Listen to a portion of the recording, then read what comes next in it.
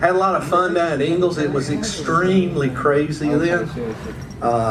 Me and another GS named Wheeler, they had this big long gangway that had handrails just the right distance apart for us to slide down. Well, we would do that every afternoon, and we started noticing shipyard workers giving $1 to each other. They were taking bets on us. So every so often we'd go sliding down, one of us just grab it, just screw them all up, you know. Back then, for a ball cap or a 5-pound can of coffee, you could get anything. And the guys on the Deyo, we never left anybody behind. No matter how drunk they got, how belligerent. If they got belligerent, we just knocked them out, threw them over the shoulder, and took them to the ship. That's why we had flicks. Sometimes we got this group of firemen one time, and they couldn't get them into school yet, so they dumped them on the Deyo. And there was this little bitty skinny guy named Fink, and he was born in Germany and had American parents, and he wanted to be a BT. And he was really good, and I wanted him to become a gas turbine guy. I said, man, just stay on here. We can hook you up. I want to be a BT. So I said, all right, you're about this big around. The BTs are going to beat you to death. So this is what we're going to do. Every afternoon, when we go back to turn 2, you're going to meet me up there by that waist deep boiler, and I'm going to beat the crap out of you. Every day. I said, now when you can kick my butt, you can be a BT. So every day we'd muster, and this went on for about 2 weeks. But one day, I get up there at the appointed time, I'm looking around, he's not there. I'm like, Fink, where are you? The next thing I know, my face hit the LP air compressor. I kind of slid down and shook my head. And when I looked up, he was sitting on my chest hammering me. I want to be a BT. I want to be. You can be a BT, buddy.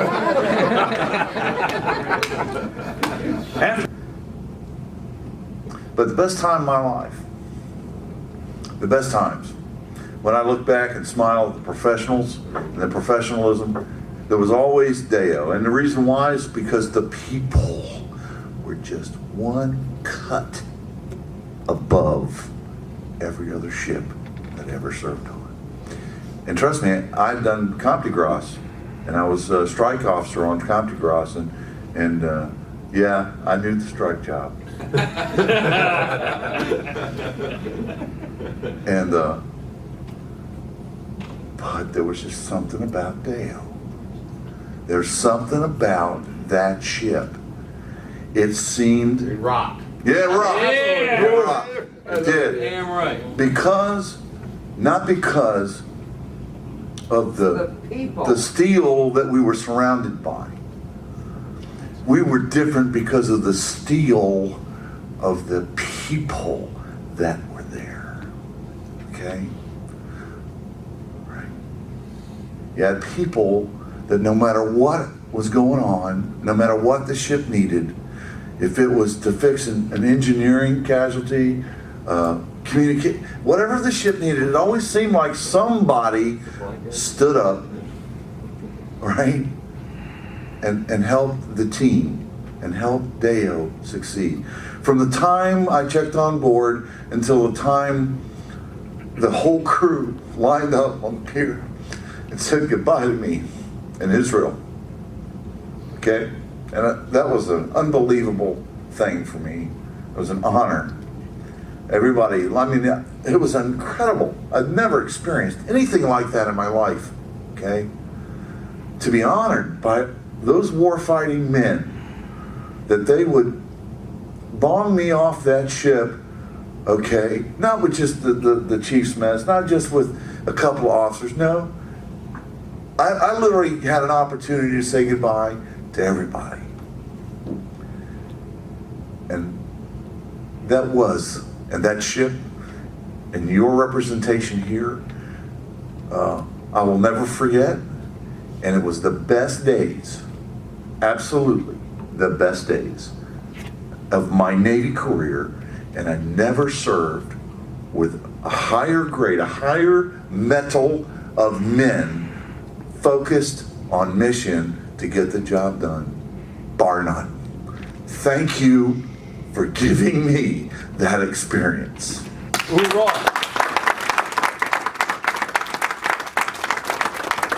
Overcoming. Yeah, what you mean? Overcoming. I've been smashing my hands on transmissions and motors all morning, but I appreciate that, Tim, and thank you. Well, it's and I respect you very much, Dennis. I know I just got in the door. I see a lot of familiar faces. I want to spend some time and get to see every one of you guys again. I'm glad I'm here, and I'm glad I made it. I'm glad all you guys made it. So, thank you for coming. I'm glad to be here. All right. Good job. My closest friend, Casey Marks. Casey. He's smart. Casey. Here. Casey. Ironically, my other roommate, Chris Street. Chris Street, please. Chris.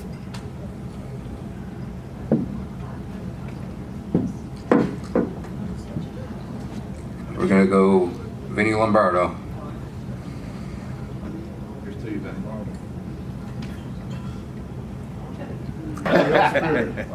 Last one, Prophet. I don't know his name. He was Jason. Prophet. Jason Shitty Prof. way to go. Shit happens. Such is life, and we're all better for it, I hope. You see how it goes. You know how it could be. You appreciate that much more in your life, and you carry on. All right? Bob Galante. Cheers. Bob Galante. That's the new one that I just realized. Yeah, absolutely. One that hits home with me, and apparently some people. Come take the mic, bro. I don't need the mic. I'm loud and You need to be louder. You can get louder. Anyway, RM2 at my time. This is Dennis Bowles. Anybody remember Dennis, Bowles? I do. Big Dennis. rips, big smile, great guy. Love him. To Dennis. SK1 Williams One Williams. died during the deployment. Mike Wright. Mike Wright. Mike Wright.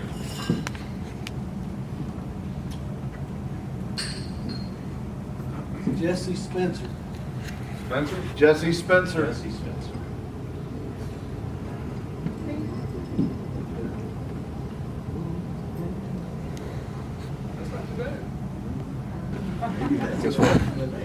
To my loving wife, Wasna Cagle Clemens. Here, here. Here, here. To Wasna, she would be here, I guarantee it, and she's here in spirit. I'm gonna throw a funny story in. I was looking through Facebook and saw a posting from Margalotti. I don't know if any of y'all know him, but anyway, we had an admiral come on board, and they're doing the tour thing. He's down in number 2 engine room. He gets to the first level, and some pay officers stand there. I do this. Very good. Gets down the engine level. I work on these engines. Blah blah blah blah. Admiral, very good. Gets down to the lower level, and there's Margalotti. Admiral says, "Son, what do you do in the Navy?" He said, "I dive the bilges, sir." Is that a damn sailor or what? And he said, "Well, tell me." He said, "What's your favorite thing about the Navy?" He said, "I love the Liberty." Well, at the time, it was Captain Erner, and I don't know if any of y'all know him. He was known as Erner the Burner. So he was just red as your hat. They get up out in the passageway, taking their earplugs out and all that good stuff, and the Admiral looks at the captain and said, "That Margalotti, that's one fine engineer." "Oh, yes, sir. Yes, sir. We're very proud of him." He says, "I'm going to check up on him every now and then, just see how he's doing." He said, "I'm going to watch his career." "Oh, yes, sir, Captain. Yeah, he's one of our best men." And I thought, boy, he pulled him out of a dive real quick. Because I could see him going to mass over that one. You've been in the Navy for so many years. You've gone through different commands. This one was my last sea command. But in my opinion, one of the best sea commands. and I wouldn't change it for anything, and I'm glad to be here. Absolutely. So, hey, thank y'all for being here. Absolutely. Thanks for the kids for being here. Definitely good times. So when I heard that Tim was putting this on, I kind of caught it early when him and Sean were going back and forth. I was like, that's a great idea. There's a lot of good people that I haven't seen in way too long. Some people I saw after the Deyo, a lot of people got out while they were still on the ship. And I would catch wind of what they were up to once in a while, but never really had the opportunity to get back together with everybody. So this is definitely a great time. I'm still in, still pushing forward. Got a couple more years before they'll let me out, and loved every minute of being on that ship. So we were we had an untested virgin missile launcher. A lot of the Aegis ships in the fleet were laughing at us because our missile launcher had never fired anything, and we thought, we're like, well, does it work? Does it not work? We don't know. It's never shot. Well, when the Gulf War kicked off, we were tasked to go to the Red Sea. And we received some indigo tasking, and the Donald Cook shot that morning, and we knew it was gonna get pretty serious pretty quick, and we were in our little firing box in the middle of the Red Sea. Launch basket. And in our launch basket,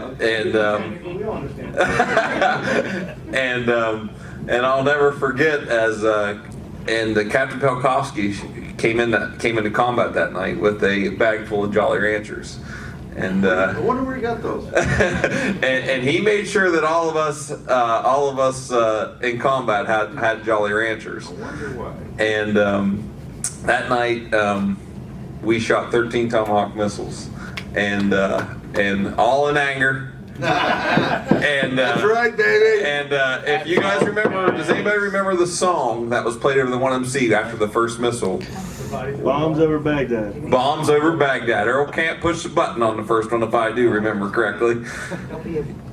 And Well done, Earl.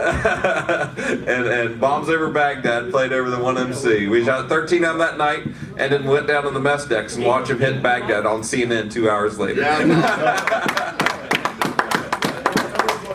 Shipboard Deyo, December 22nd, 1999. This was 2 days before the crew went on their, that was the day that the crew went on their Christmas break. And I reported aboard around 11 o'clock that night. And I didn't know anything.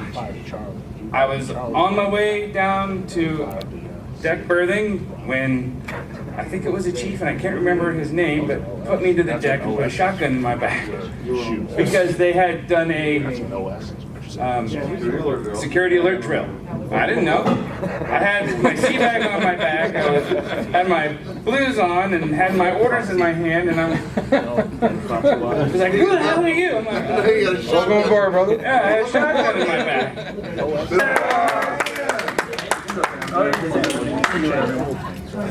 So, my name is Noah, but most everybody in this room knows me as Fred.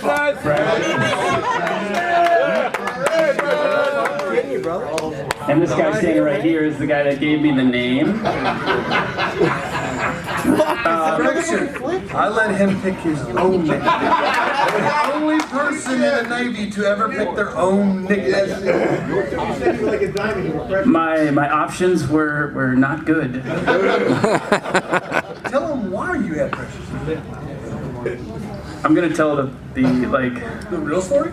well, the real story, yes, but what I remember. So the essence of the story was I'll correct him when he's wrong. Go ahead. So Flick and I were sitting on the mess decks, and we were talking about evaluations. Good for right now. And I said, Oh, it is? Actually, you know what?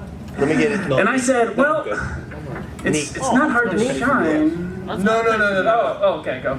He said he told Jesse Souza, who was supposed to be here today. Another knee casualty.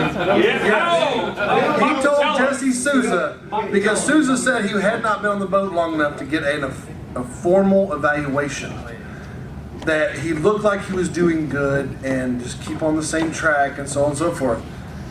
And Noah here, / Precious, said it was not hard to shine when all you're compared with is coal. That was his exact words after being on the boat for 2 weeks.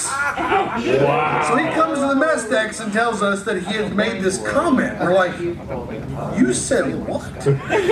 Like, we're all coal? Like, everybody at the table, like, we're all coal? So we're like, you know what, dude? We're going to let you pick your own nickname today. And he's like, what do you mean? I'm like, well, you can be Diamond, and I picked Diamond. The next guy around the table went clockwise on the table. It was Bishop, or he would have said Glimmer, and the next guy would have said Sparkle, and the next guy would have said Precious, and the next guy would have said, you know, Stardust, or whatever their names were that they had picked for this amazing comment that was made. You know, and he said, well, with everything said, I think I would pick Precious. And we were like, Precious it is from this day forward. And on the way down here today, I need money. Yesterday, how many times did you? You're not handing out money? That's not mine. I said, so are you Precious or Noah today? Or what do we call you today? Everybody knows Miss Precious.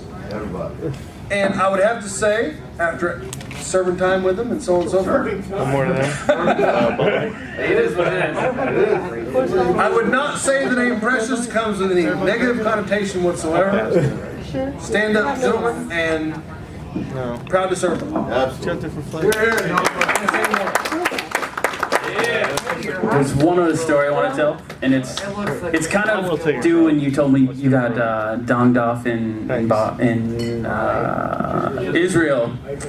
So my next ship was the Whidbey Island, the USS Whidbey Island LSD, and they didn't do that. They didn't dong people off. So I was an FC2, and I did my 6 years, and I was done. I was getting out, and I was like, hey, I want to get donged off. And they're like, we don't do that. And I said, I come from the Deyo, and we do that. So I just straight up, I talked to the XO, I said, hey, I want to get donged off. And I was a solid dude, and he's like, all right. So I was the first dude to get donged off the Whidbey Island. Ding ding, FC2 Glenn, Circuit Warfare, departed. Ding, ding, ding, ding. Oh, wait a minute. Ding, ding. That's all I got. That's all I got. Daylight come and we wanna go home. Please record this. Please record this. Oh no. I don't know who to stand on who's right though. Doesn't matter, you're good. Stay right there, you're beautiful. This is the furthest distance travel award, and I would like to give it to Precious and his wonderful wife. Absolutely. Thank you. Take $1. Please. Can you take $1? His wife is sexy. Oh my goodness. You're looking good, man. I'm just telling you. What do you think, buddy? And both of them are pregnant. I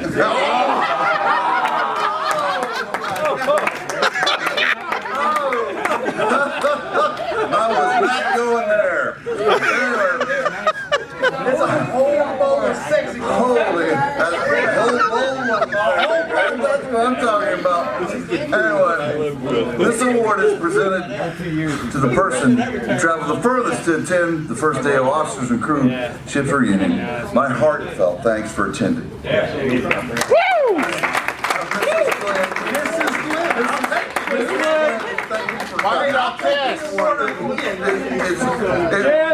It's wonderful, isn't it? When I checked on Deyo, I'm an angel. there was a young first-class petty officer that was on board that was unfortunately going to be my LPO. Okay? I can't imagine what a nightmare of things that were told to him of my particular reputation in the United States Navy. All I know is it was, oh my God, my life has effing ended. Where are you coming from? And his name is Eric Gutierrez.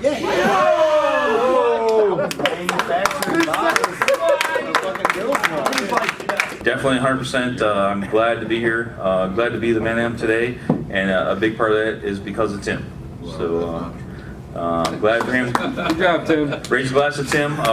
Definitely thankful To Tim. to Tim and the Deyo. See you, Tim. Absolutely. Absolutely. I would never tell somebody something to do that I would not do myself. Correct. And I would do a deck drain, and I would shine brass, and I would paint right alongside. Best boss ever. You would do a deck drain, you would shine brass, and you would save my ass. Damn right. I had to cash in a few chips for you. More than once. Deyo was an interesting time in my life. I joined the Navy when I was 32 and I turned 33 in boot camp. And my first command was the Deyo, and I got there the day that they pulled in from port, and I met Tim in the port side P-way by the ship store, for those who remember it. And he was very intense. That's the only word to describe Tim. Tim intense? Tim is intense. And you know, it's interesting. You think all these years later to be in touch with so many people. But Tim has had an incredible impact on my life because he not only led people, but he inspired people to lead. And Tim and I were very much alike, even though there was a huge difference in our rank. A lot of times, I think Dan Kesey said it best. He looked at me in combat one time and said, "I don't know where he stops and you begin." And that's a quote. That is a quote. That is a quote. I love it. That is a quote. I wish you'd. Tim and I did. We saw eye on a lot of things, and so that was great. And I used to joke with him and say, Tim, wouldn't it be great? I made first class. I went down to the ship's office. We were getting underway that day, and they announced my name, and I knew because they announced PS1 Keith Bernauer, I believe his name was. And they went, and the captain started saying another B word, and I thought, well, I got to be next, and it was me. And then I went down to the CMC's office, and Tim was acting CMC. As usual. As usual. Yep. And poor Lennon is back. There were a lot of injuries around the CMC building. I'm just telling you. And there's many today too. All around the knee area. All around the knee area. So I went down and I told Tim, and instead of congratulating me in true Tim style, he pulled me in, he sat me down, he said, "All right, who's your competition?" I haven't even been frocked yet. I'm trying to enjoy the moment, man. Give me a break. He said, "Who's your competition for chief? You got to think the next step ahead." That's how Tim was. So I said, okay. So I looked at him and I said, "Hey, wouldn't it be great, Tim, if you and I, if I could make chief while you were still in the Navy?" And he said, "Well, that would be great." He said, "But I don't think it's going to work out mathematically. Just too many years, getting ready to retire." September 16, 2005, I had the honor of having my sea daddy, and I use that term very affectionately, come pin me when I made chief. The following week, the following Friday, I had the honor and experience of being a chief petty officer and his retirement ceremony along with his wife was. And it was a really cool experience because it was my first time as a chief dealing with a captain. And they had two podiums set up. If you've ever been in a Navy retirement, they had one on the stage and one down by the stage. And the captain looked at me and he said, "Hey, Chief, where would you like to read the watch from since you're going to read it? Would you like to read it down here or up there?"